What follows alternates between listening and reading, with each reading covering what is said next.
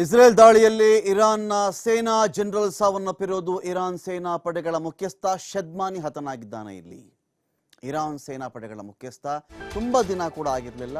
Iran ಸೇನಾ ಪಡೆಗಳ ಮುಖ್ಯಸ್ಥ ಹುದ್ದೆಯನ್ನು ಅಲಂಕರಿಸಿ ಅಲಿ ಶದ್ಮಾನಿ ಅಂತ ಇರಾನ್ನ ಸೇನಾ ಪಡೆಗಳ ಮುಖ್ಯಸ್ಥ ಅಲಿ ಶದ್ಮಾನಿ ಹತನಾಗಿರೋದು ಇಸ್ರೇಲ್ನ ದಾಳಿಯಲ್ಲಿ. ಇಸ್ರೇಲ್ ಅಲಿ ಶದ್ಮಾನಿನ ಹೊಡೆದುರುಳಿಸಿದೆ.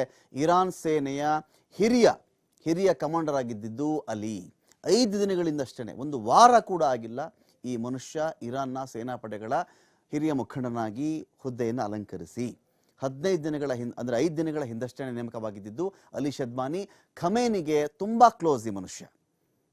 ಖಮೇನಿಗೆ ಅತ್ಯಾಪ್ತನಾಗಿದ್ದಂಥ ವ್ಯಕ್ತಿ ಸರ್ವೋಚ್ಚ ನಾಯಕ ಖಮೇನಿಗೆ ಬಹಳ ಕ್ಲೋಸು ಅಲಿ ಶದ್ಮಾನಿ. ಆದರೆ ಅಲಿ ಶದ್ಮಾನಿಯನ್ನು ಇಸ್ರೇಲ್ ಹೊಡೆದು ಹಾಕಿದೆ. ಈಗ ಬರೀ ಇಸ್ರೇಲ್ ಈ ವ್ಯಕ್ತಿಯನ್ನೊಬ್ಬನೇ ಟಾರ್ಗೆಟ್ ಮಾಡಿರಲಿಲ್ಲ.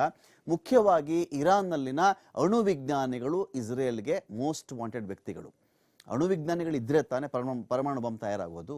ಅವ್ರನ್ನೇ ಮುಗಿಸ್ಬಿಟ್ರೆ, ಆ ಬ್ರೈನ್ನೇ ನಾವು ಸೀಳಿಬಿಟ್ರೆ, ಅದನ್ನೇ ನಾವು ಧ್ವಂಸ ಮಾಡಿ ಹಾಕಿಬಿಟ್ರೆ ಆಮೇಲೆ ಹೆಂಗೆ ತಯಾರು ಮಾಡ್ತಾರೆ ಇವರು ಬಾಂಬನ್ನು ಅಂಥೇಳಿ ಎಲ್ಲೆಲ್ಲಿ ಈ ವಿಜ್ಞಾನಿಗಳು ಸ್ಟೇ ಆಗಿದ್ರು, ಉಳ್ಕೊಂಡಿದ್ರು, ಅವ್ರ ಓಡಾಟ ಎಲ್ಲೆಲ್ಲಿತ್ತು ಅವ್ರನ್ನೆಲ್ಲ ಮುಗಿಸ್ಕೊಂಡು ಬರ್ತಾ ಇದೆ. ಇದಕ್ಕೆ ಸಾಲದು ಅಂಥೇಳಿ ಇರಾನ್ಗೆ ಸೇನಾ ಪಡೆಗಳು, ಅದರ ಮುಖ್ಯಸ್ಥ, ಅದರ ಬ್ರೈನ್ ಯಾರಿದ್ದಾನೆ ಅವ್ರನ್ನೇ ಮುಗಿಸ್ಕೊಂಡು ಬರ್ತಾ ಇದೆ ಇಸ್ರೇಲ್. ಇನ್ನೊಂದು ಕಡೆ ಇರಾನ್ ಇಸ್ರೇಲ್ ನಡುವೆ ಸಮರ ಮುಂದುವರಿತಾ ಇದೆ. ಇಸ್ರೇಲ್ ದಾಳಿಯನ್ನು ಖಂಡಿಸಿದ್ದಾರೆ CPI ಪ್ರಧಾನ ಕಾರ್ಯದರ್ಶಿ ಬೇಬಿ.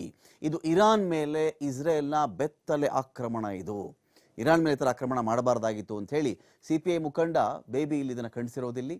ಭಾರತದ ಪ್ರಧಾನಿ ಇರಾನ್ ಸರ್ಕಾರದ ಜೊತೆ ಒಗ್ಗಟ್ಟು ವ್ಯಕ್ತಪಡಿಸಬೇಕಾಗಿತ್ತು, ಏಕಪಕ್ಷೀಯ ಅಪ್ರಚೋದಿತ ಆಕ್ರಮಣವನ್ನು ಖಂಡಿಸಬೇಕಾಗಿತ್ತು ಅಂಥೇಳಿ CPI ಪ್ರಧಾನ ಕಾರ್ಯದರ್ಶಿ ಬೇಬಿಯ ಹೇಳಿಕೆ ಇದು.